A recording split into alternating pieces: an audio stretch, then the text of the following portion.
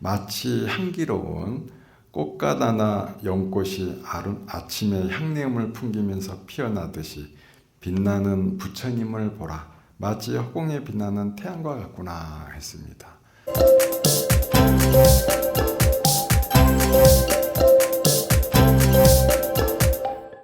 의성 경상북도 그 산불 구호를 마치자마자 또 미얀마에 지진이 크게 나가지고 또 구호활동을 다녀왔습니다. 미얀마 같은 경우는 제가 한 15년간 학교를 거의 20여 개의 학교를 짓고 또 보건소부터 수많은 우물들까지 많은 일을 했던 곳이라서 안 갈래 안 갈 수가 없고 그래서 다녀왔습니다. 가서 그 진원지가 사가인이라는 지역인데 거기까지 갔다 왔어요. 저희가 들어갈 때는 한국인이 거기에 접근한 적이 없을 정도로 굉장히 위험한 지역이었는데 제가 좀 성격이 이상해가지고 뭔가 위험하면 위험할수록 또 가고 싶은 마음이 자꾸 생겨가지고 굳이 또 거기까지 갔어요. 이제 갔는데 제가 거기서 교통사고를 2번이나 겪었어요.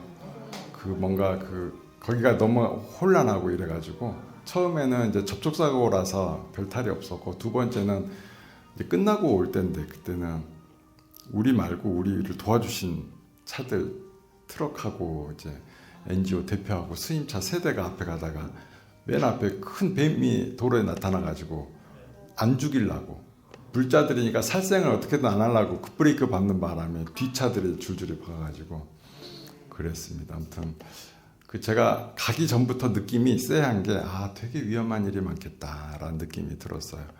그래서 우리가 구호활동 갈 때는 항상 안전한 숙소에서 이동을 하면서 하는데 그 반경 안에 안전한 숙소가 없을 거라는 예상을 했기 때문에 텐트까지 준비를 했고 제가 텐트 챙긴 건 처음이었거든요. 그래서 우리 지금 군대에 가 있는 특수부대원 우리 나는 절로에 참가했던 참가자 중에 여성 부대원이 있어가지고 그분은 주말마다 내 군대에 있는데 주말마다 저기가 또 캠핑 가요. 그래서 내가 또 특수교육까지 내가 받고 생존을 위한 특수교육 교육을 미리 받고 아니 또 가면은 제일 힘든 게 뭐냐 그랬더니 허리가 베기면 잠을 못 잔다고 매트가 제일 중요하대요.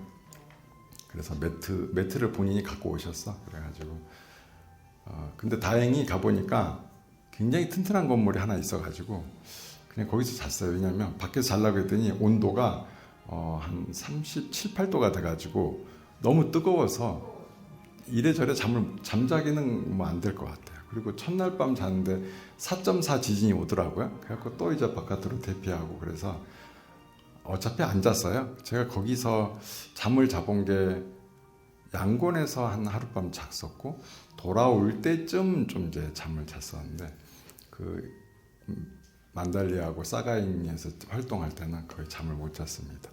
그리고 거기서 이제 가는데 이제 거기 현장의 담당자들이 이제 얼마나 피해를 입었는지를 우리한테 좀 보여주시잖아요. 보는데 매일매일 보여주는 거야. 우리는 이제 음식하고 의약품이나 이런 것들을 쭉 이제 일정한 구호 장소에서 나눠드리고 오후에 지금 시간이 남으면 그런 장소들을 보여주는데 여기서는 몇 명이 죽었고 몇 살짜리가 죽었고 누가 죽었고 가는 데마다 죽은 얘기만 해. 그거를 내내 3일을 들으니까 뭔가 이게 마음이 너무 무거워지는 거야. 너무 힘들고 그래서 4일째도 보여주려고 나 안 보겠다. 그만 보고 싶지가 않다. 마음이 너무 힘들다. 이래가지고 어쨌든 간 장소마다 너무 피해가 컸고 그리고 안타까운 게 젊은 사람들이 너무 많이 죽었어요. 그래서 한참 공부하는 시간 뭐 이런 시간대여가지고 젊은 사람이 많이 죽어서 마음이 아팠고 그래도 스님들도 탁발을 못할 지경으로 왜냐하면 마을에서 가정집에서 음식을 빌어야 되는데 그 집들이 다 무너져 있으니 누구한테 음식을 빌겠어요. 그래서 저희가 가서 절에 이렇게 기부를 했더니 절에서 요리를 하고 이제 스님들이 먼저 드시고 일부러 음식을 많이 해요. 그러면 절로 사람들이 와요. 그러면 절에서 스님들을 구호 활동을 하고 있는 거예요. 그래서 굉장히 공동체가 살아있고 곧 올라오겠구나 싶긴 하는데 건물 피해가 너무 커서 거의 멀쩡한 건물이 사가행 지역은 없다고 보면 돼요. 겉은 멀쩡해 보여도 이미 기둥이 다 깨져서 사람이 살 수는 없어요. 그래서 그리고 주민들도 많이 이동했어요. 거기서 대략 한 70%의 주민들은 이미 친척집들로 다 보냈고요. 절에도 스님들도 다 거의 90% 이상 그 지역을 떠났고, 왜냐하면 살 수가 없고 너무 위험하고 매일 지진이 오니까. 제가 가서 5.5짜리 지진 오고 3.5짜리 하나, 4.4짜리 세 번 가서 지진 맞고 왔는데 지진이 계속 나서 살 수가 없어요. 그러니까 이제 여러분들 지진은 잘 못 겪어보셨겠지만 제가 3.5 이상만 겪은 게 거의 한 200번 가까이 되는데, 이 지진을 한번 겪으면 세상을 본 눈이 달라져요. 여러분들은 지금 이 땅이 단단하다 생각하겠지만 저는 이 땅이 한 번도 단단하다 생각을 해본 적이 없어요. 이 땅이 흔들릴 수도 있고 건물이 무너질 수도 있고 늘 그런 것들이 마음속에 있습니다. 그래서 그만큼 이제 거기 있으면 마음이 불안하고 힘들고 그러겠죠. 그래서 가는데 뭐 스님들도 많이 돌아가셔가지고 절에서 이렇게 천도제도 지내시기도 하고 막 절마다 너무 바쁘더라고요. 그래서 49일 맞춰서 우리 절에서도 그 미얀마 피해자들 그리고 또 산불로 또 돌아가신 뭐 이제 산불 요원들까지 해서 합동 천도제를 지내줘야 되겠다 생각이 듭니다. 그런 애도 의식이 너무너무 중요해요. 왜냐하면 옛날에 제가 IT 지진 갔을 때 같이 갔던 그 UNDP 직원이 갔다 온 뒤에 완전히 한 달간 잠을 못 잔 거예요. 저한테 죽겠다고 전화가 왔어. 그래가지고 그러지 말고 그럼 우리가 IT 희생자를 위한 천도제 지내겠다 오셔라. 그랬더니 왔어요. 그리고 제 지내고 갔는데 제주도 분이요. 그래가지고 근데 계속 매일 전화를 했어. 걱정되니까. 왜냐면 죽겠다고 그랬으니까. 그래서 매일 전화했는데 전화를 안 받아. 3일이나 전화를 안 받아. 내가 얼마나 놀랬겠어요. 근데 3일차 저녁 때 전화가 와서 그 천도제 지내고 내려가서 3일 동안 잠만 잤다는 거예요. 한 달 내내 잠을 못 잤어. 왜 그러겠어요? 아니 본인이 사실은 도와주러 갔는데 우리는 이제 의료진하고 동국대 의료진하고 같이 갔기 때문에 나름 열심히 한 게 있잖아. 뭐라도 매일 환자가 200명씩 이렇게 받아냈으니까. 근데 그분은 혼자 조사차 파견 나왔기 때문에 혼자서 뭘 하겠어요? 하는 게 없어. 그러니까 죄의식이 생긴 거지. 마음에 빚이 생겨버린 거야. 도와주러 갔다가 도와주지 마. 그러니까 이게 응어리 돼서 잠도 못 자고 그러는 거를 우리 절에서 그때도 연화사에서 천도제 지냈어요. 지내고 나니까 해줬잖아. 그죠? 고인의 명복을 빌어줬잖아. 그런 것들이 내 마음에 큰 치료와 울림이 있었기 때문에 이렇게 잠도 잘 자고, 지금은 의성 산불 현장에서 지금 구활동하고 있어요. 그분이 자원봉사로. 그만큼 이런 애도에 대한 것들은 정말 중요하고 고인을 잘 보내드리는 것, 그거보다 중요한 게 없습니다. 저희는 현장에서 굶는 분들 또 다치신 분들을 위한 보호 활동을 했지만 돌아가신 분을 위한 애도도 참으로 중요하다는 것입니다. 갔다 와서 너무나 마음이 무거웠는데 갔다 오자마자 바로 나는 절로 쌍계사편이 진행이 돼가지고 바로 쌍계사 갔어요. 갔더니 이때 또 요번에는 28세부터 33세까지 잡아가지고 굉장히 젊은 사람들이 많이 왔어요. 예쁘게 제가 또 한복도 맞춰가지고 다 입혔습니다. 총무장 스님도 참석하시고, 그리고 굉장히 너무 숲도 아름답고 그런 또 젊은 청춘도 있고 하니까 그 굉장히 무거웠던 마음이 어느 정도 조금 풀린 것 같습니다. 그리고 24명이 이제 남녀 12명씩 이렇게 했는데 총 9커플이 탄생이 됐어요. 그래서 역대급으로 기록이 나가지고 잘 돼서 둘째 날 아침에 손을 꼭 잡고 돌아다녀요. 저를. 저는 아직도 이해가 안 돼요. 어떻게 하루 만에 저를 잡을 수가 있는지. 아무튼 그렇습니다. 또 커플이 된 분들은 이제 며칠 뒤에 우리 절에도 오기로 했습니다. 그래서 그리고 뭐 지난번에 11월 달에 결혼 날짜 잡았다고 저한테 다녀갔어요. 그 날 잡았다고 감사하다고 이렇게 다녀가기도 했습니다. 이렇게 돌아가시는 분들 죽음 앞에 서는 경우가 전 너무 많아서, 우리 스님들은 원래 죽음 앞에 서는 경우가 많아요. 왜냐하면 작년에 할 때마다 우리 스님들한테 연락 오잖아요. 시달림 와달라고. 가서 연부를 해주고, 또 우리 스님들은 뭐 입관하는 것도 매번 보잖아. 가족들만 원래 볼 수 있는 거. 근데 스님들은 맨날 봐요. 옛날에는 입관을 스님들이 다 진행을 했어요. 그래서 스님들이 착관하시오 그러면 그때 다 이제 옷 입히시오 그러면 옷 입고, 얼굴 닦이시오 그러면 얼굴 닦고, 이렇게 다 장례 지도사하고 맞춰서 스님의 지시를 받아서 했어요. 근데 지금은 거의 다 한 85%를 해놓고, 옛날에는 엄청 오래 걸렸거든요. 근데 지금은 뭐 한 1시간 안에 다 끝나니까. 그래서 스님들은 죽음 앞에 쓰는 경우가 많은데, 죽음 앞에 많이 쓰는 만큼 오히려 살아있는 생명에 대한 소중함과 귀함을 더 잘 알게 되는 그런 느낌이 듭니다. 자, 그래서 오늘은 세상 사람들은, 이제 우리 스님들은 이렇게 사는데 세상 사람들은 어떻게 사나 이렇게 봤더니, 부처님 당시에 그 파세나디 왕하고 그 친한 또 왕들이 있어요. 한 4명이, 한 5왕이 자주 모였어요. 그래서, 왜냐면 왕들은 자주 모이는 게 좋지. 그래야 다툼이 없어지거든요. 오해가 없어지고. 안 그러면 전쟁이 날 수도 있어요. 늘 자주 어울렸는데, 그날의 주제는 뭐냐면 뭐가 제일 즐겁냐 하는 거야. 왕마다 주제가 다 달라. 나는 뭔가 뽀송뽀송하고 부드러운 걸 만지는 게 너무 즐겁고 행복해요. 막 이런 사람이 있고, 나는 아름다운 음악을 듣는 게 제일 좋아. 그러고 어떤 사람, 나는 맛있는 게 최고 같아.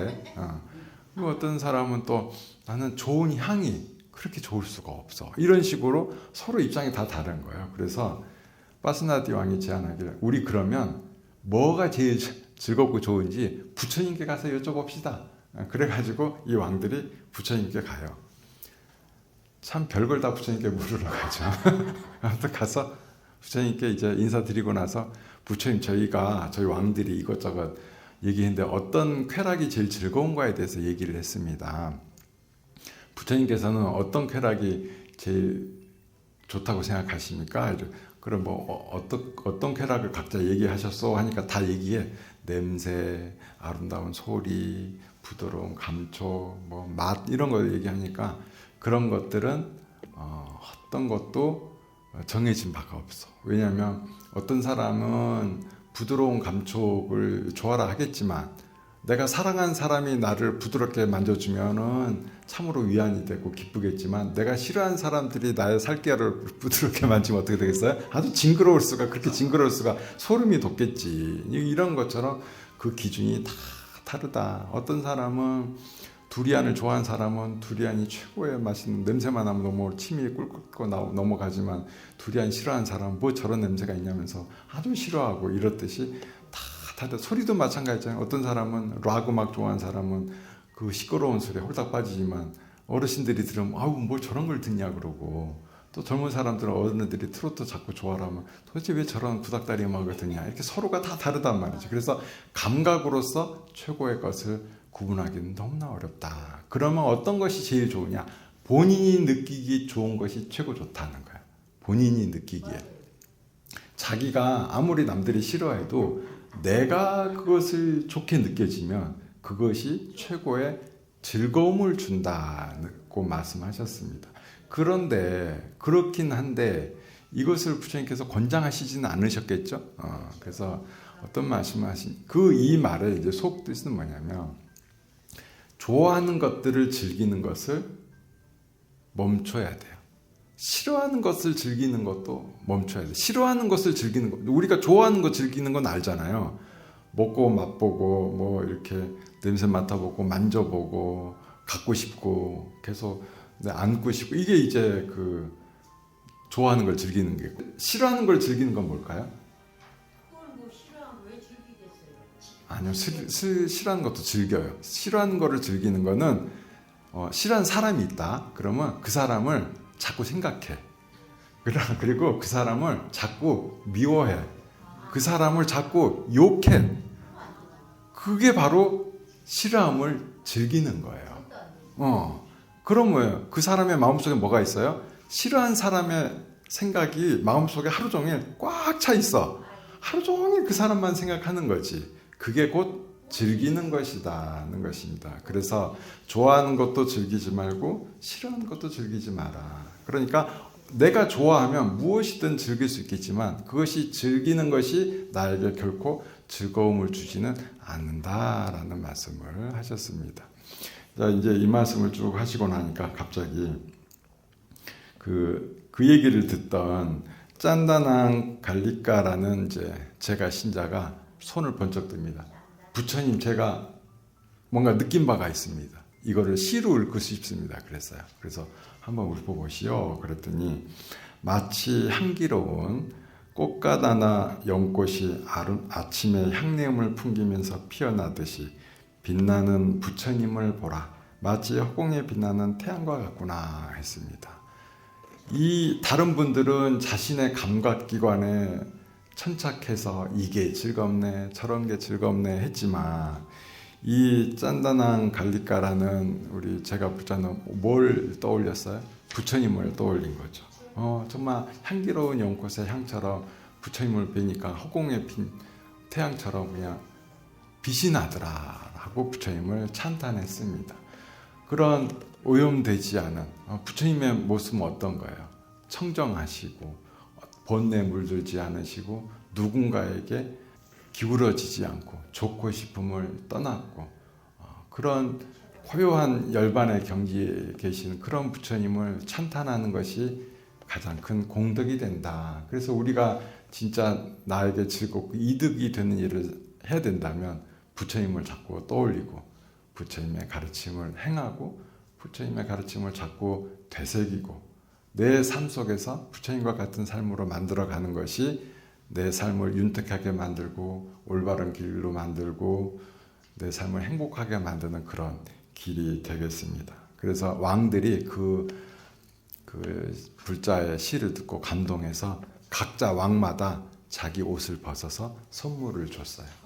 그래서 이분은 그럼 그 옷을 받아서 어떻게 했느냐? 다시 승가에게 공양을 올렸습니다. 그러니까 이게 두루두루 좋은 일들이 좋은 시 듣고 좋은 법문 듣고 선물 주고 그 선물 또 공양 올리고 이 자리는 부처님의 그 당시에 그 자리는 너무나 좋은 일들만이 반복되는 그런 자리였습니다.